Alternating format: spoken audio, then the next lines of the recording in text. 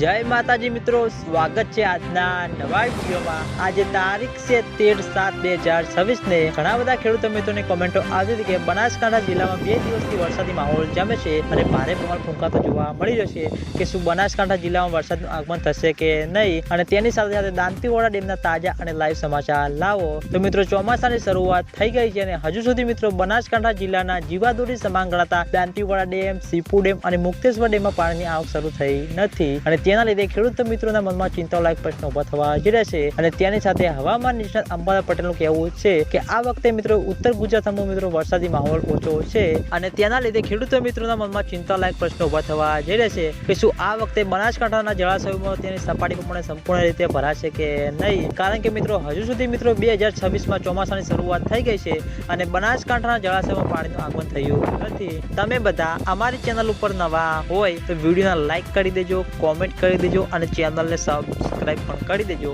તો મિત્રો, જય માતાજી।